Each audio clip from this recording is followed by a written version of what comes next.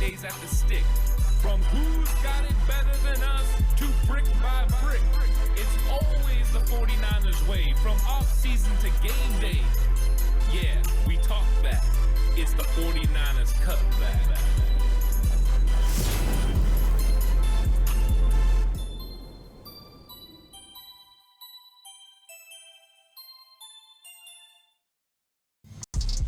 It's 49ers Cutback podcast time. Welcome to the show, everyone.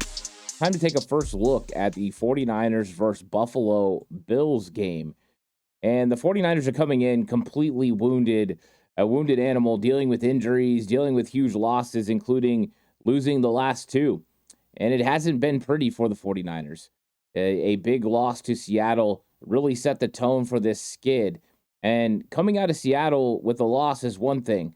Coming out with injuries to key players was even more significant. And I think we saw that so much during the Packers game. We saw the 49ers without their star players, Trent Williams, Nick Bosa, without Brock Purdy at quarterback, which were very significant. So the 49ers just can't get everybody out on the field together healthy. And this is not going to be an easy matchup by any stretch of the imagination. Going to Buffalo with a full roster and everyone clicking on all cylinders is still a tough game to play and a tough win to potentially get. Now you're coming in with a lot of question marks. There's a lot of things the 49ers need to figure out before they get to Buffalo. And Buffalo's not having that problem. Buffalo is coming off a huge win against the Kansas City Chiefs and then a bye week, a chance to rehabilitate, as Coach McDermott said. So the Buffalo Bills are coming in on a hot streak, coming in rested, and the 49ers are coming in reeling. It doesn't exactly sound like a recipe for success for the San Francisco 49ers, but that's why you play the game. The 49ers have lost games this season that they were expected to win. The 49ers have won games that we definitely expected them to win. Now, Buffalo is usually really good coming out of a bye week. In fact, Coach Sean McDermott is undefeated coming out of a bye week. So just toss that into another thing the 49ers have to overcome. Now, question marks about Brock Purdy is going to be one of the main things we talk about in this episode. Brock Purdy threw on Monday, and they said it was some light throwing. He felt no pain, which is a good news thing for the 49ers. But what happens when Brock Purdy gets to Wednesday and Thursday? You just look back last week, Brock Purdy was expected to throw on Thursday, and he was going to be healthy. MRI scan said he was fine. But when he threw on Thursday, he felt more pain, and they had to shut him down. So this is not a foregone conclusion that Brock Purdy's going to play in this game. And Kyle Shanahan has already said if Brock Purdy's not playing in this game, it's going to be Brandon Allen who starts at quarterback again. That is not good news for the 49ers. If Brandon Allen plays, the 49ers are going to be having a tremendous uphill climb to take on and defeat the Buffalo Bills. This is a huge matchup. Normally, I would have marked this one as one of the best games, biggest games of the season as far as two juggernauts going at it. But right now, we have two teams in far different situations. Buffalo looking to get that number one seed in the AFC, trying to catch Kansas City, and now they have the tiebreaker on them. For the 49ers, they're just trying to see if they can make the playoffs. Kyle Shanahan's been very clear about where they are in the playoffs. The good thing is they're like a game and a half out in the NFC West. They have an opportunity there because they still play the Rams and Cardinals. So they can still win their division. But a wild card is probably out of the question for the 49ers. Green Bay, a loss to Green Bay, that allows Green Bay a better situation. Minnesota sitting at 9-2 in a good situation for the wild card. And then you got the Washington Commanders who are sitting there at 7-5. So 49ers have really dug themselves a hole. Can they get out of it? Well, I don't think that Josh Allen and the Buffalo Bills want to let him out. In fact, I think they want to put him 6 feet under and put the dirt on top of him. So it's going to be an interesting game, but we're going to go through all the key factors. There are avenues that the 49ers have advantages in. We're going to talk about some of those. So please like and subscribe to the channel if you haven't already. I really appreciate it. If you're listening audio platform, 49ers Cutback on Believe Network, please give it a 5-star rating. And if you're going to bet with Bet Online. This Thanksgiving holiday, why not head to the world's most trusted betting platform and your number one source for online betting, Bet Online. From the earliest odds to in-game live betting, Bet Online provides you with constant, real-time odds and action and the ability to watch the games as they happen. With the largest selection of odds on everything from football, NBA, and college basketball to NHL, UFC, and boxing, head to the website today to see why BetOnline is America's most trusted site for online wagering. BetOnline, the game starts here. So I want to talk about the coaches for the Buffalo Bills. It's always a good idea. And their head coach has been very consistent since he took over in Buffalo. And we've seen the marriage of him and Josh Allen as head coach and quarterback do very good for this football team and this franchise, a very storied franchise. And you just love to see when you get a team like this that plays well. Now, they've been trying to get over the hump. Them and the 49ers have some similarities. The 49ers can't get over the Kansas City Chiefs in the Super Bowl, and the Buffalo Bills can't seem to get past the Kansas City Chiefs in the AFC. So both of these teams have some similar enemy there when it comes to Kansas City. But you've got Sean McDermott, who's done a very good job. Now, he hasn't had the same coaching staff all the way through. He's had to make adjustments the same way Kyle Shanahan has had coordinators and other coaching staff come in and out of his coaching staff. The same thing has happened for Sean McDermott, and he has two new coordinators. Joe Barry, the offensive coordinator, took over last season in November. They made a change and made him interim offensive coordinator, and then he earned the job at the end of the season last season, and he got named offensive coordinator in February of 2024. And who is Joe Brady? Of course, Joe Brady was with the LSU teams that were really good with Joe Burrow and all the talented guys that they had down there. Jamar Chase and others. Can't forget Justin Jefferson, probably the best wide receiver in the league.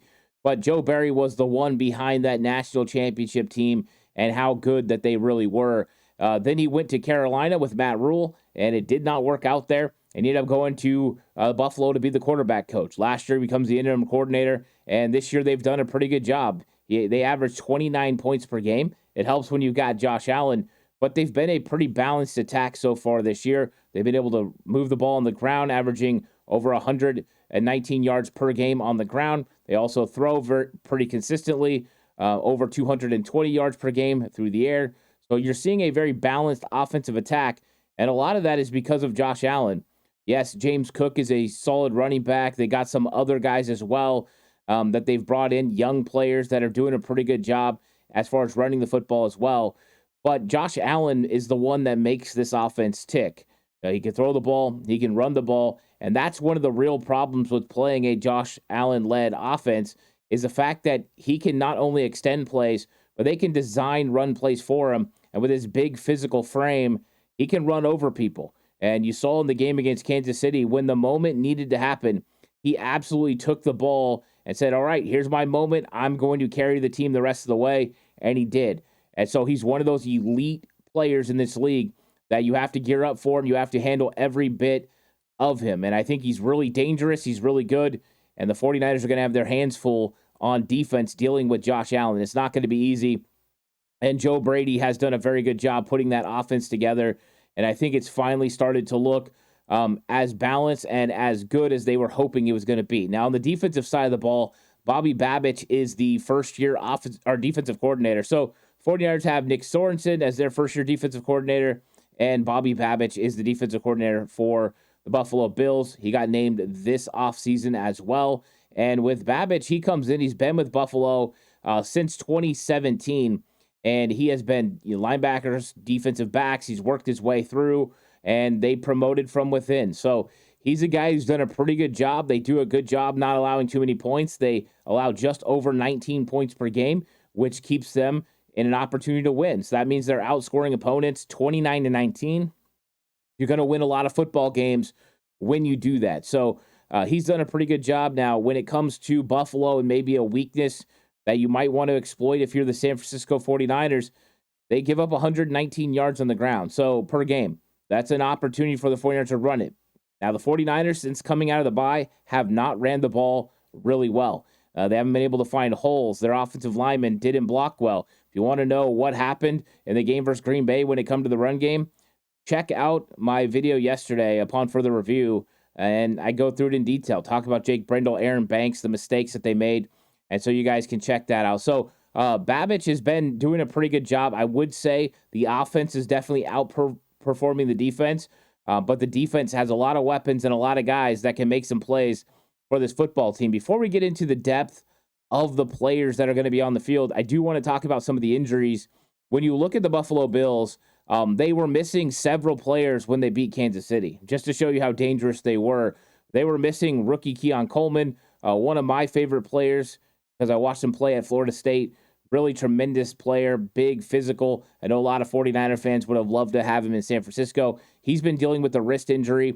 Now with the time off and the bye week, I think it's likely that Keon Coleman could be playing in this game. So they might have Keon Coleman and Amari Cooper as far as their wide receiver group to go with Khalil Shakir. That could be a good group. And then you look at their backups, Curtis Samuel, Mac Hollins, very talented wide receivers around the quarterback. So very talented group there for Josh Allen and this offense. And then the other injury has been Dalton Kincaid, the tight end. And Kincaid is a huge offensive weapon that Josh Allen likes to lean on. And he was missing the Kansas City game. He's been dealing with a knee injury since he got hurt against the Indianapolis Colts. So the expectation is, and it hasn't been confirmed as of now, that both of these players are going to play. Sean McDermott seemed optimistic that both of these guys could be available to go, and that would be huge additions offensively. Just think about the weapons. We talked about a wide receiver, and now you're throwing in a really good tight end in Dalton Kincaid, one of the better receiving tight ends in the league, and also Keon Coleman. It's very good. So finally, Amari Cooper healthy and Keon Coleman healthy together. They could finally see what they got there. Cooper got injured right after he got there from Cleveland. So pretty interesting there. Another guy that they're going to probably have back is tackle Spencer Brown. So Spencer Brown's been injured and been missing some time. So this is another situation where this could help them hugely because they have been thin at the tackle position. Lots of guys have gotten injured this season at tackle. So Spencer Brown coming back would be huge for the Buffalo Bills and could help Josh Allen feel more comfortable in the pocket. So those are some key injuries on offense that they are going to be, coming over. The other thing is linebacker Matt Milano has had his 21-day practice window open, which means he could come back as early as this week. I don't know if that's going to happen. The other one, Dwayne Carter, he could be coming back, the young defensive tackle. So these are two guys that we got to keep an eye on this week with practice windows opening to see when they are going to be coming back. So Matt Milano, their big-time linebacker, he could be available this week. Other than that, they're staying pretty healthy on the offensive side of the ball, and they have some guys that can absolutely get after the quarterback. With Greg Rousseau, everyone remembers him, a very big, long defensive lineman. Ed Oliver, A.J. Epinesa, Vaughn Miller. I mean, this is a talented group, and so they're going to be looking to get after the San Francisco 49ers quarterback, whoever that may be. So very talented. We'll talk a little bit more about their defense in just a moment, but I want to get through the 49ers injury updates because there were a lot of players that came out of the Packers game hurt, and the 49ers were already injured going into the Packers game. So the big one, of course, Brock Purdy. I talked about the fact he did throw the football on Monday. It did a pretty good job. Kyle Shanahan said it was good. There was no pain. He's trending in the right direction. They're hoping by the time you get to Thursday, he's going to be able to throw with no pain again. If that is the case, and Friday he looks good as far as it doesn't hurt, he's not sore, he's going to be on target to play on Sunday night. That is something the 49ers need in a desperate way. They cannot win this game with Brandon Allen at quarterback. I don't think anyone thinks the 49ers can win. But with Brock Purdy, you have a chance. You have to get your playmakers the ball. You have to do some things that you haven't been doing well lately. You have to all of a sudden execute against a very good football team, and that's a tall order. But I think it's a little bit easier with Brock Purdy than it would be without. Shanahan also gave some injury updates on a few of the offensive, one of the offensive linemen in Aaron Banks. Banks is in concussion protocol. We saw in the game that Banks left the game late, and Ben Bartch came in and played left guard. And Bartch did actually a pretty good job. And nothing significant, nothing spectacular, but he held his own when he was in there. That's good news for the 49ers. So this will be something to monitor. You don't always know if a offensive lineman or any player for that matter can get through concussion protocol. Jacob Cowing was in concussion protocol last week and never made it back in time for the game. So there could be a situation where Aaron Banks doesn't play.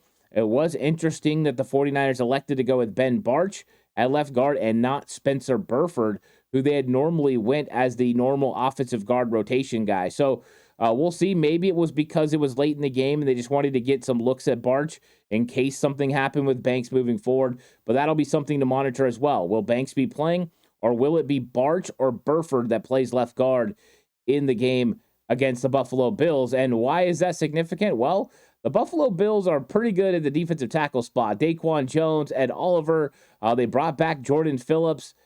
It ain't going to be easy for the 49ers offensive line. It was going to be tough with Banks, Brendel, and Pooney. And, oh, yeah, by the way, Dominic Pooney, he left the game, came out of the game with an injury as well. He's dealing with a shoulder injury. He did get an MRI. We don't know the severity of the injury yet. They haven't said yet. So that's going to be a huge thing to watch, too. There is a possibility, and I don't want to scare anyone, but there's a possibility that the 49ers offensive guards going into the next game could be Spencer Burford at right guard in place of Dominic Pooney, and then at left guard, it could be Ben Barch. And so that would be very tough for the 49ers against those defensive tackles we just talked about, Daquan Jones, and the guys that they got in there like Ed Oliver. It's going to be tough for the 49ers. And that offensive line didn't get any help because John Feliciano, it appears, is going to retire. The 49ers announced that they were not bringing him off IR. And then John Feliciano took to social media and said, hey, he really tried, but Father Time has basically caught up with him. So I think Feliciano might be retiring. And so this is a situation where the San Francisco 49ers are struggling a little bit with the interior offensive line. So monitoring Banks, monitoring Pooney this week is going to be huge. Hopefully both of those guys are able to go. Defensive tackle Jordan Elliott is in concussion protocol as well, which we'll see what happens with him. The 49ers do have a lot of defensive tackles available to play. That's one roster spot where they have a lot of depth right now as they've brought guys up. So you still have Kalia Davis, Evan Anderson. You traded for Khalil Davis, and also Kevin Givens could be coming back this week.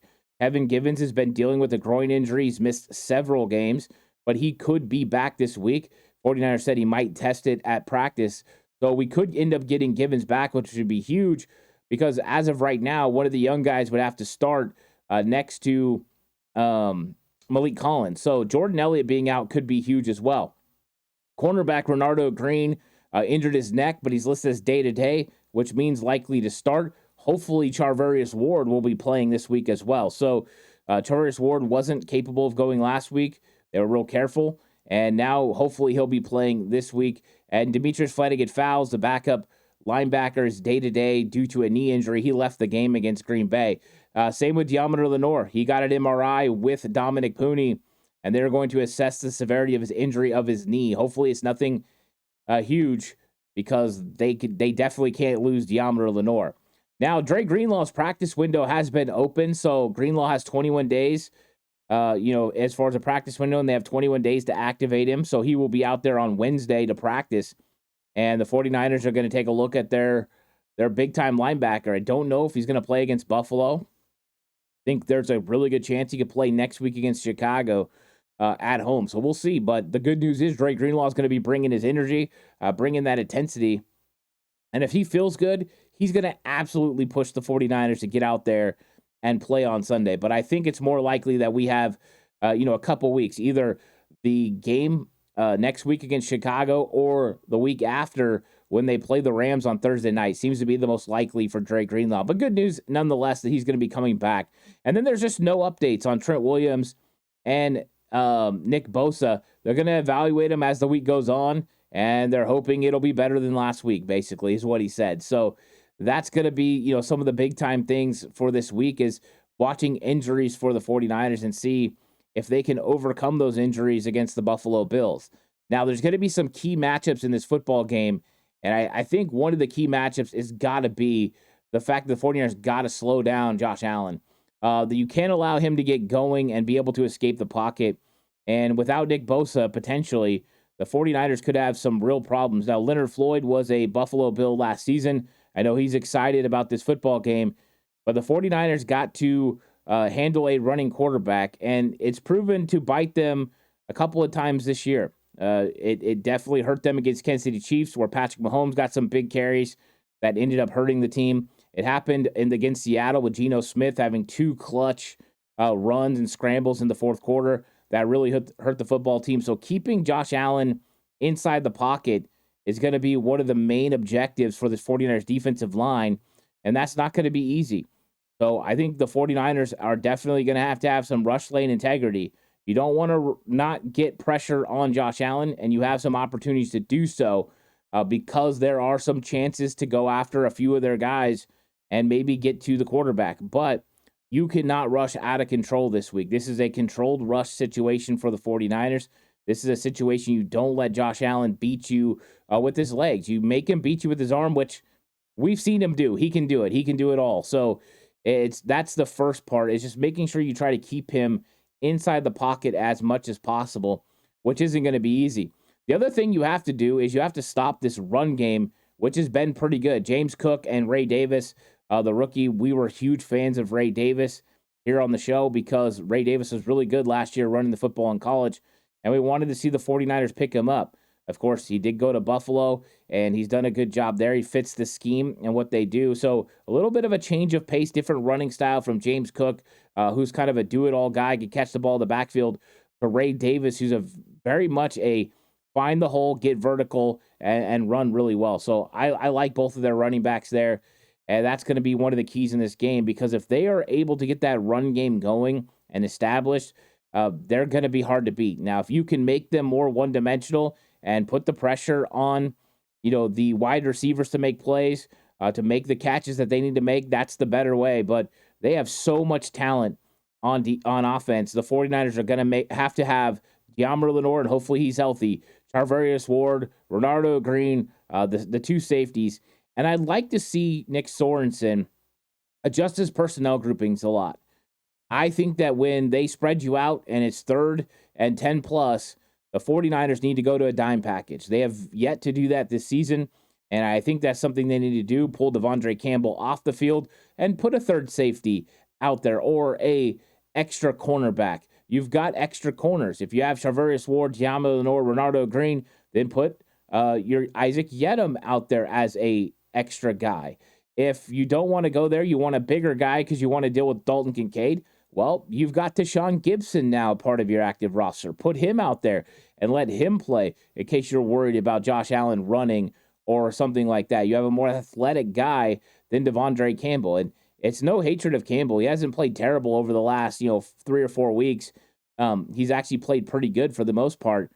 But it's just about matching up. And it's time for the 49ers to match up a little bit better with their personnel groupings. Also, if you get 2 tailback sets, which I don't know how much we would get from Buffalo. That's not something they do. But the 49ers got to get out of their nickel package and go to their base 4-3. So personnel groupings is going to be very significant. How Joe Brady determines what he wants to see from Nick Sorensen. It's been pretty easy to determine what Nick Sorensen is going to give you as far as personnel, which is not uncommon. But I think it's time for the 49ers to mix it up a little bit. You got talent that you can put out on the field and maybe get yourself an advantage when it comes to coverage. And when you're in 3rd and long situation, we have cornerbacks and safeties that can tackle pretty well, usually, not last week, but usually, and you have an opportunity to do that. So that's something I want to see from Nick Sorensen. Now, when we're talking about the offensive side of the ball, I think the biggest concern for the 49ers has to be the interior offensive line.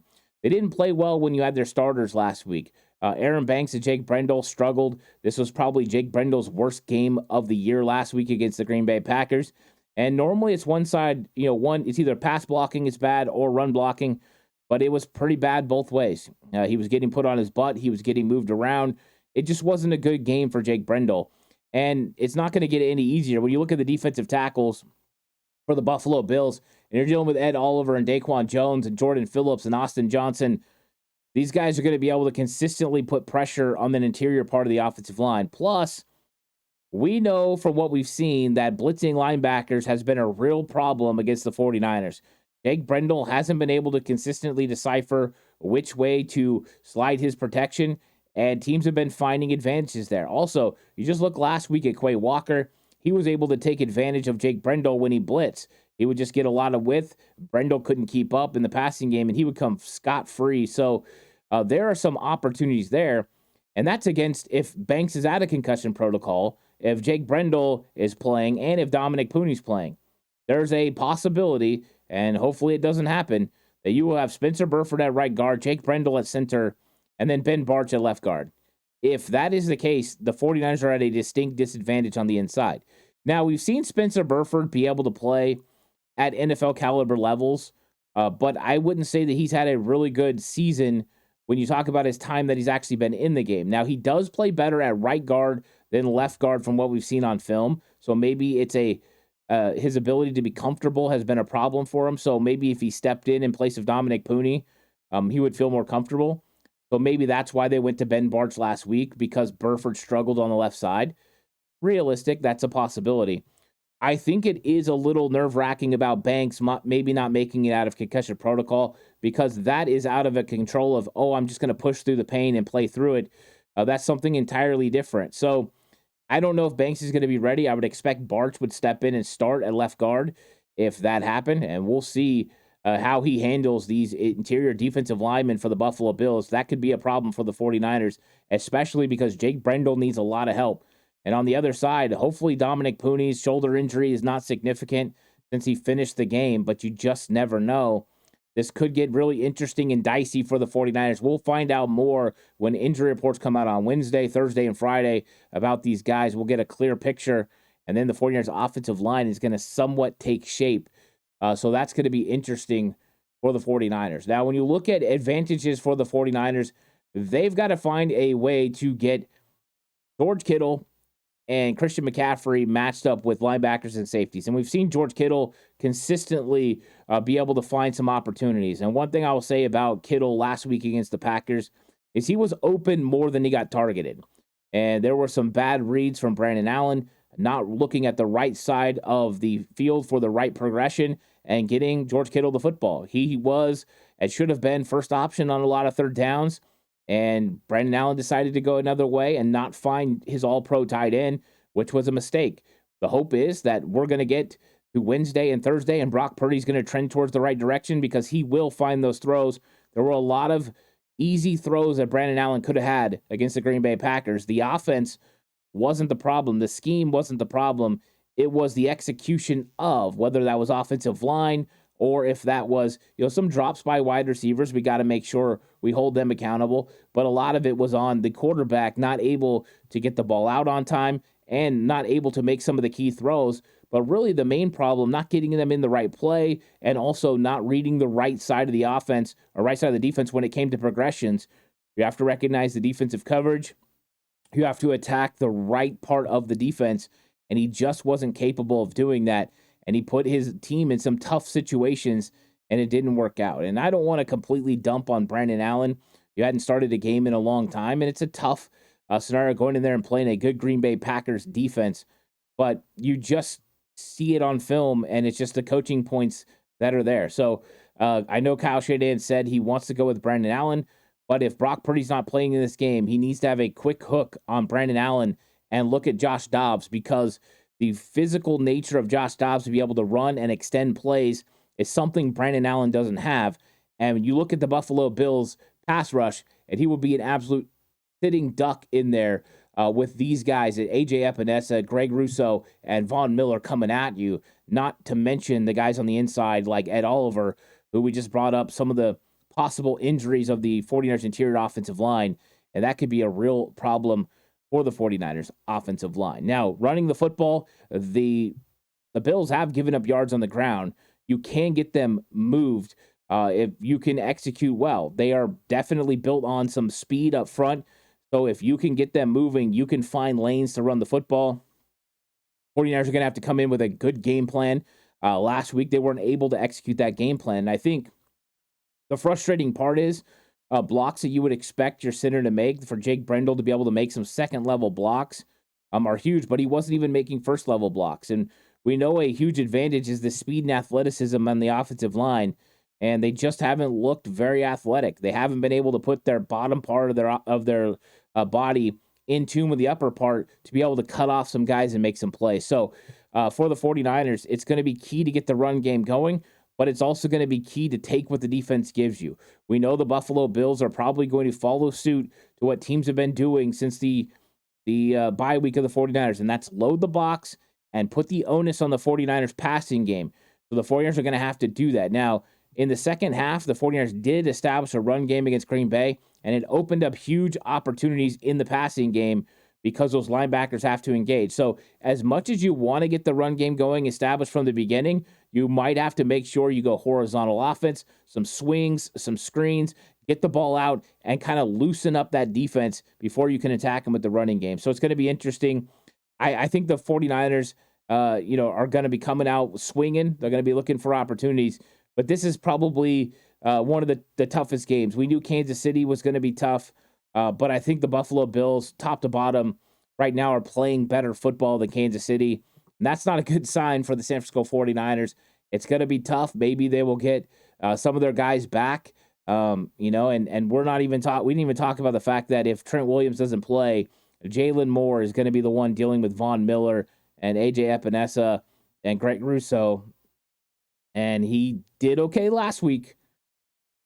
This is a whole other animal. These guys, pass rush wise, are tough to deal with. So I worry about the 49ers there. It's going to be an interesting week. I hope you guys are all working towards your Thanksgiving holiday and going to enjoy that. I appreciate you all coming through and checking out the video. Please like and subscribe if you haven't already. If you're listening on audio platform, 49ers Cutback on Believe Network, please give it a 5-star rating. This episode was brought to you by Bet Online. The game starts here. I'll catch you guys in the next one. Until then, stay safe. And remember, the right way is always the 49ers way.